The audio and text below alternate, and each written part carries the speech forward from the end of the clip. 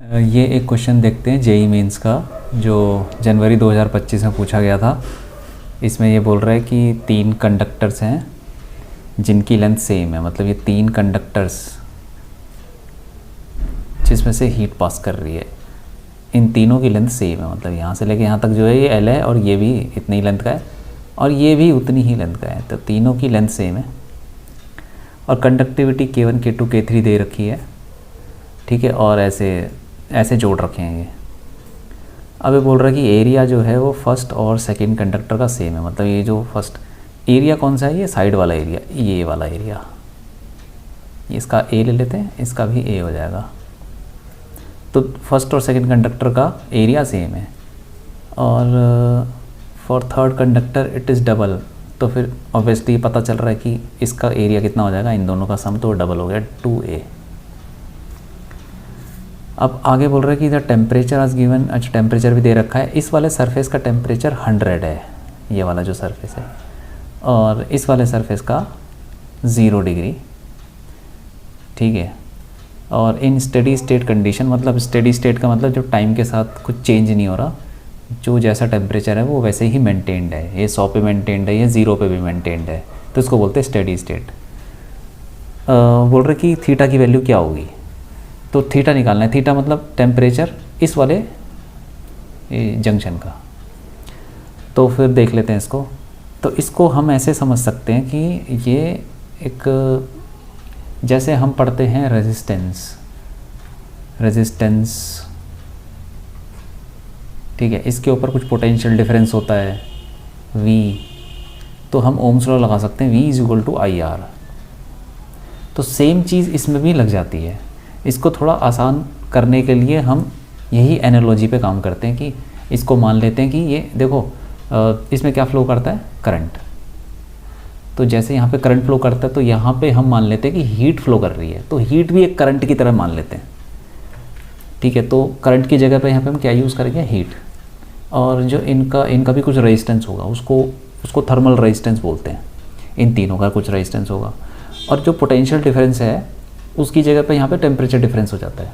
Potential difference होने से current flow करता है, तो टेम्परेचर डिफरेंस होने से यहाँ पे करंट फ्लो करेगा, ठीक है। तो उसी तरीके से देख लेते हैं, तो उसको बना लेते हैं। इसको हम इक्विवेलेंट सर्किट बनाते हैं।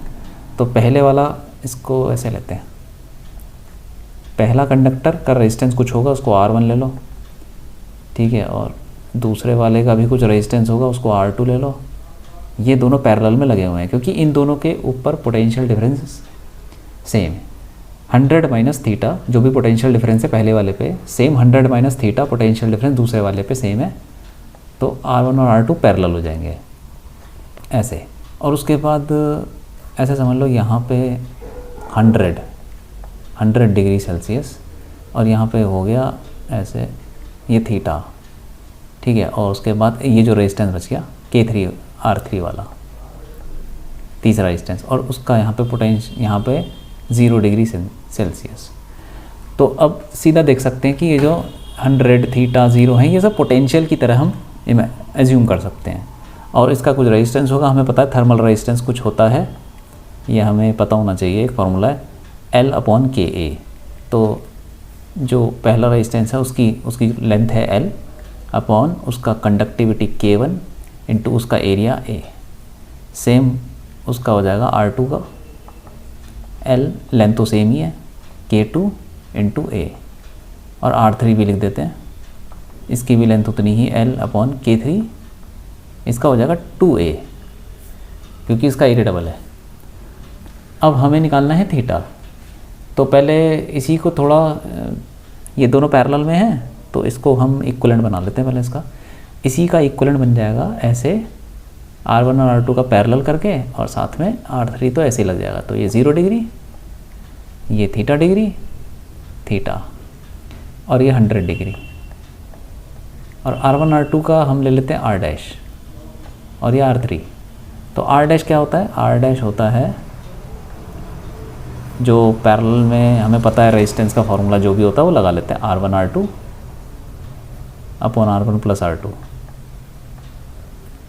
तो यहाँ पे रख देंगे तो क्या आएगा, इसका L/K1A R2 हो जाएगा L/K2A डिवाइडेड बाय, इन दोनों को ऐड कर देते हैं, L/K1A प्लस L/K2A। अच्छा, ये दे रखी है न्यू वैल्यूज़ भी, देखो L तो एक तो कट ही जाएगा, एरिया भी कट जाएगा, एक एरिया, तो L/एक L, एक ये L और A कट गया, एक L और A से, तो ये कुछ बन जाएगा ऐसा L/A। L की L दे रखा है कुछ, देखते हैं, लेंथ नहीं दे रखी तो कोई बात नहीं, उसको ऐसे ही छोड़ देते हैं। L/A तो ऐसे ही रहेगा, साथ में K1 K2 है, ठीक है, अपॉन ये आ जाएगा K1 प्लस K2, फिर upon K1 K2, again K1 K2 तो कट जाएगा, ये कट गया, ठीक है, तो ये कुछ आ जाएगा हमारा L/A K1 प्लस K2, ठीक है, तो ये रेजिस्टेंस आ गया इसका टोटल। अब हम देख सकते हैं इन दोनों में तो करंट सेम रहेगा, जो भी करंट का मतलब हीट, ठीक है, वो हीट सेम रहेगी, और हीट का फॉर्मूला लगा लेते हैं। तो हीट का फॉर्मूला होता है, इस वाले पे लगाते हैं हम सीधा टेम्परेचर डिफरेंस, जैसे यहाँ पे करंट का क्या फार्मूला है, पोटेंशियल डिफरेंस अपॉन रेजिस्टेंस, तो वैसे ही यहाँ पे टेम्परेचर डिफरेंस अपॉन इसका रेजिस्टेंस हो जाएगा हमारा हीट फ्लो का फॉर्मूला। तो पोटेंशियल डिफरेंस तो है 100 minus theta upon R dash,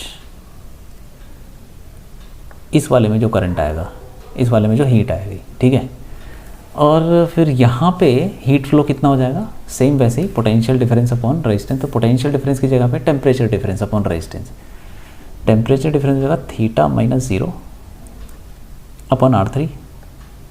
अब इनकी वैल्यू डाल देते हैं, तो 100 कितना हो जाएगा, 100 minus theta upon R dash है, ये हमने निकाला है, L/A,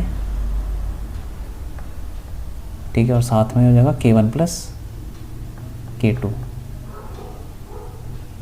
इज इक्वल टू, ये थीटा निकालना है, अपॉन R3 कितना है, ये रहा है L अपॉन ये K3, और साथ में 2A ऊपर आ जाएगा। अब दोनों को देखें तो यहाँ से A और L तो कट ही जाना है, ठीक है, और उसके बाद इनकी वैल्यू डाल देते हैं, तो यहाँ लिख देता हूँ 100 माइनस थीटा, ठीक है, K1 प्लस K2 देख लेते हैं कितना, इन दोनों को ऐड करना है, 120 प्लस 60 तो 180 इंटू 180, ठीक है, इज इक्वल टू, एक मिनट, तो 100 minus theta into 180 is equal to, ये थीटा हो जाएगा इधर, ठीक है, और K3 2K3 तो 2 यहाँ लगा देता हूँ, K3 कितना है 135 इंटू 135, ठीक है, तो इसको सॉल्व करते हैं, कितना आएगा, इसको ऐड कर दूँ, ये आ जाएगा 18,000 minus 180 theta is equal to 270 theta, इसको ऐड करेंगे तो ये आ जाएगा 18,000 इज इक्वल टू, ये इधर जाके ऐड हो जाएगा तो 450 थीटा, तो इसको डिवाइड कर देंगे तो थीटा की वैल्यू आ जाएगी 40, तो 40 डिग्री सेल्सियस हो जाएगा हमारा थीटा की वैल्यू, और इसने कोई पूछा था वैल्यू ऑफ थीटा, तो यहाँ पे हो जाएगा 40 डिग्री। तो ये हो गया हमारा क्वेश्चन।